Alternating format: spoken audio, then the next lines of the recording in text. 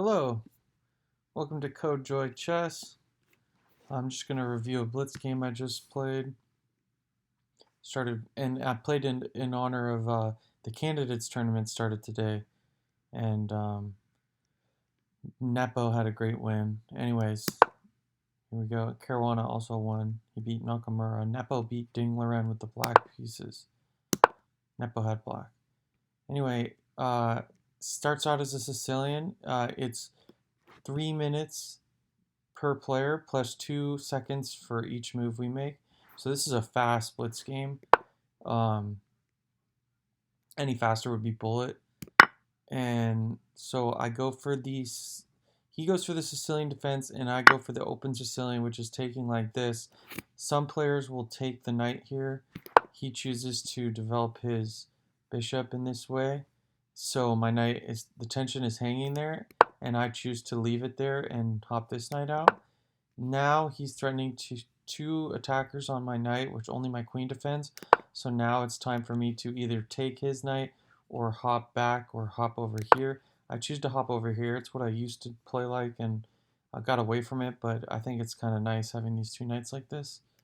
And then he plays that move. I play this move because I'm getting my bishop here and castling. And he's going to do, it looks like the same thing, but he hops out his knight first, preparing to castle. He's attacking this pawn, but my knight's already defending it. So I defend it again, but really I'm just castling in this direction, putting the bishop there. My other bishop has some nice spots to come out to, and he's fine in the back row for now. Now he threatens to kind of put his bishop this way and try to counteract my bishop, but that doesn't really work, and he ends up not really doing that. So I'm not really sure what this move is. This move weakens his knight, and my queen would want to come up here and attack this knight if this knight wasn't defending that. Or my queen could also develop to d3 and then b5 and try to like... Basically, it's just giving my queen room to like get in there. And my bishop is already aiming there, and this would win the knight and then the rook too, because it would be check if I make this move, which would attack the knight. The problem is, if I do it now, he would win the pawn, and then if I took his rook, well, I wonder why I didn't do it now. Hold on, let me see.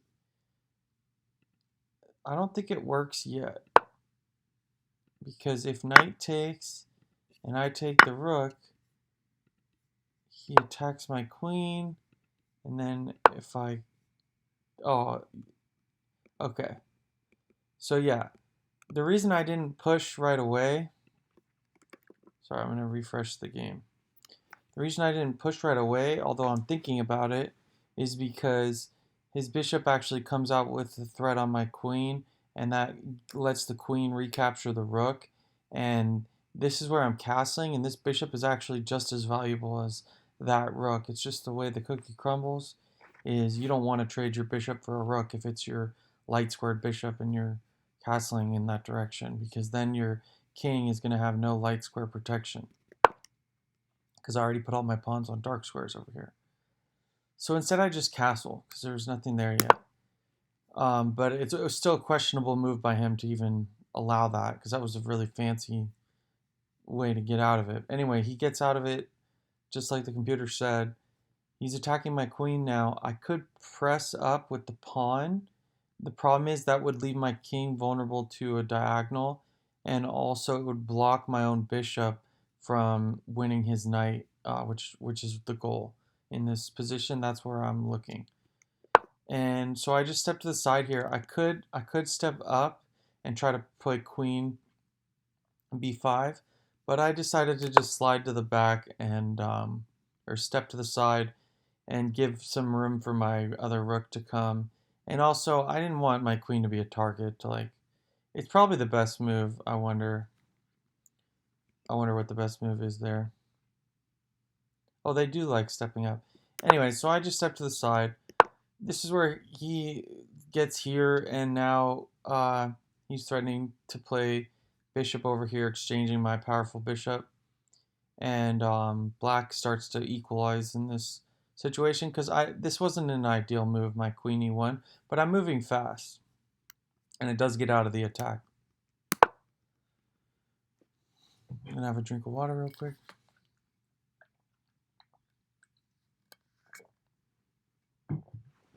Okay, so now I bring my bishop out, and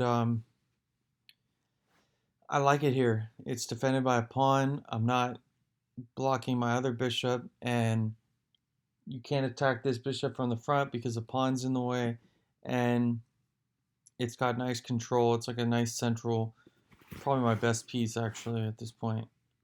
It's a good square for it.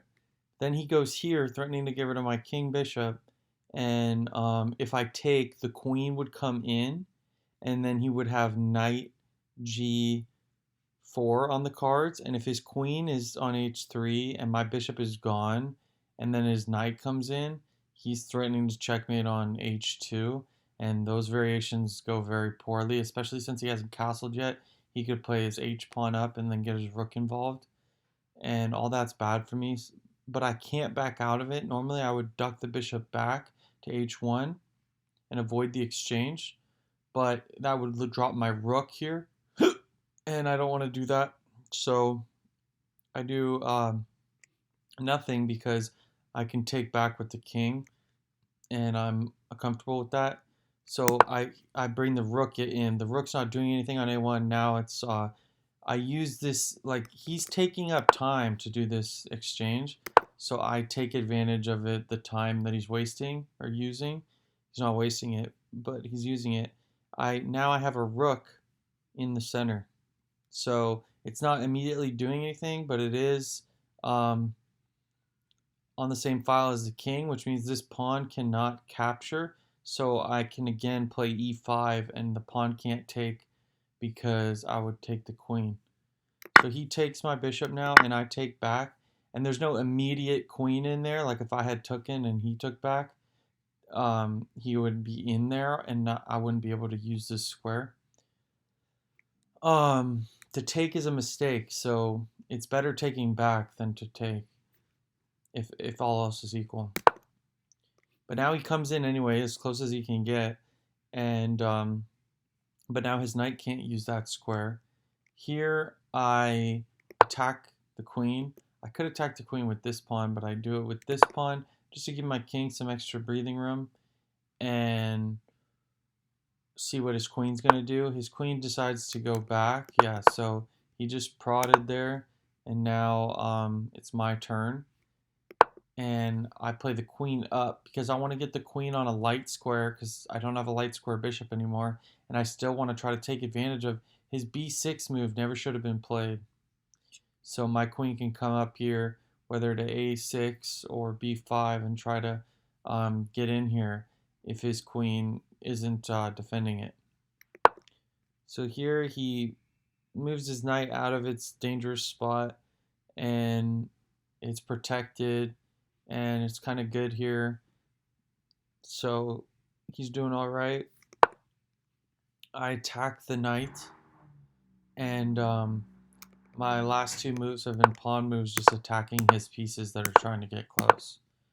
So then he hops all the way back, and the question is, did my pawn moves help my position or hurt my position? In this, I think that they helped because my rook is now more active on the f file. And here I attack in the middle because the pawn, because I got to play f4, now when I play e5, he can't take with the knight because of pawn takes knight, and he can't take with the pawn because of rook takes queen, and it's attacking his knight, so his knight has to move. Now he plays a brilliant move, queen b7, which sacrifices the knight. If I take the knight here, he would play knight to here, and that would be a discovered check, and then he's going to win my queen if I move the king. And if I try to block the check with the queen, it doesn't get out of the danger of the knight. So it's a defense of this knight. But I just duck my queen or duck my king back. And the best move by the computer is to play queen f3 and form a battery along the f file. And it turns out that he ends up losing a knight just because my position is so strong after queen f3. But I decided it's a blitz game and I see his idea and I just decided to step out of it. And then now he takes in the middle. I take back. The threat's still on. And then he takes, and with that queen slide, he managed to use his pawn in a capture, and my rook is not attacking his queen. So he managed to slide out of the way and still, he basically won a pawn here. He's up one pawn, it says. But my position's a lot better because I castled and he hasn't, and I have both my rooks on open files or semi-open files. And my knights are not that good, but they're okay. And then my bishop is pretty great. So here it's my turn, and I play a good move, bishop g5, which is putting pressure on this knight because, and the reason why I do that is because it's a discovered attack on this knight, which is in the middle that he has to deal with, but it's also a discovered attack on this knight because when he saves this knight back here, I have the bishop and the rook attacking this knight, and I also have the queen attacking the king. So that king pawn does not defend this knight. So it's actually only defended by the bishop. So I have a double attack on it because any bishop move I make is a discovered attack on this knight, and then he retreats it. But I chose the perfect square because now when he goes back, I take, and when he takes, I take again, and he can't take me with the pawn. And so that's the game right there. Is this little, I'm using all these pins, and although I go down a pawn, his knight is winning the pawn in a vulnerable position, and when he tries to bring it back, like this guy likes to bring everything back, it backfires. He should play in this position. Let's see. So she shouldn't allow my bishop to be here. He should just attack it, and then I would have to retreat.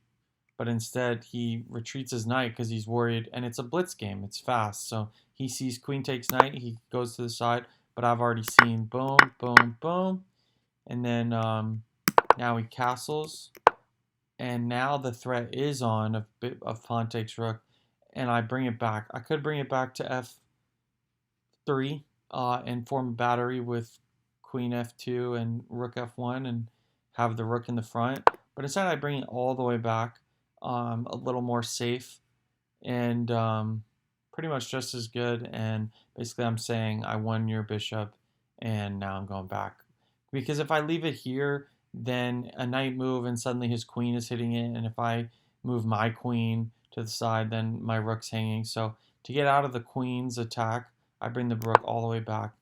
Then he steps his queen to the side to come and win g3. I bring my queen over to defend it. I could step my king up, yeah, to defend it, but instead I bring the queen in, and then, because my king's fine back here. Now he's threatening this pawn and this pawn. This pawn is defended by the queen, and this pawn is defended by the knight. So I just decide to attack his knight, see where it goes. It goes back here. He's just trying to do something. He's down a piece. And now here, you see I have a minute 16 seconds. He only has 24 seconds. So my position's easier to play because I have an extra piece. So I hop it into the middle just to move. So it's his turn on the clock. He hops in the middle too. And then I get my king over to the side where I'm pinning myself with this pawn, but this pawn isn't really, doesn't have anything to do, and it's fine. And I'm just getting my king a little safer, and I'm also just making a move. Now he attacks my knight, which is defended by the rook, but I move it back anyways I'm basically just controlling the area around my king because I'm up a piece and I'm retreating, and then I'll come forward once everything is under control. So he's just shuffling back and forth. Now I shuffle up to form a battery on the second rank just in case he tries to get my king. So my king is super safe now with the knight, queen, and rook right next to it and 2 pawns. So my king's super safe. He plays a pawn move. Now I move my rook to the F file because it forms a double attack on this pawn, which will eventually become easy to attack. Then he plays his queen up, and I play knight attacking queen. Also, my queen is defended by a rook and a king, so I can do this discovered attack. He goes backward, and then I just decide to take it because it retreats the knight, and then I have this knight move, which is threatening to come into F6. And so he goes here, so the rook would protect it now. And here I could hop in and try to like really go there, but I just go back because that's what I wanted. I accomplished my goal of weakening his F pawn. So now he pushed it forward. That means his E pawn is going to be easy to attack because my knight blocks it and the rooks can just gang up on it. So here I go back. And then I go here, and also when he attacks me here, I could have played rook or knight d7, attacking both rooks. And when he moves one, I kill the other, and he probably would have resigned. But I'm moving quickly, and I see a retreating move, which is fine. He only has 10 seconds left. I have 37. So then I hop in here, threatening this pawn. He is moving super quickly, so he doesn't defend it, and I take it. And then he tries to get his knight back into the game, but he doesn't see that his rook is dead now. And then here I hop my knight into the center. He attacks my knight, and I don't care because I have a fork. And that's where he resigned, because if king moves, then I would take his rook. And if he takes mine, I take his knight. And then he has no more pieces. So he resigned right here. And that's the game. And the candidates tournament is much more awesome than that, but I just thought I'd make a chess video. Hope you learned something from my game. And just to show you one more time what I should have done differently is when he makes this clever little move, instead of getting out of the danger, what I should do is this, because if he goes back, well, just to show, if he plays like he normally was planning on, I take back with an attack on the knight, and he doesn't have time to save it because of this check. And that check just screws up his position and loses a bishop in the game. So he would have to castle and just take this loss. And that's just a loss. If you're losing a knight like that, that's just a loss. So anyway, I have +3 here because I'm winning a piece, but instead I back up and I go into a slightly worse position. But as you saw in the game, it didn't matter, because here he blunders. He didn't see the pin on his king, and he didn't castle in time. I think I just flipped it. This is interesting. Let's see it real quick from his perspective of losing. How did I flip that? Oh well.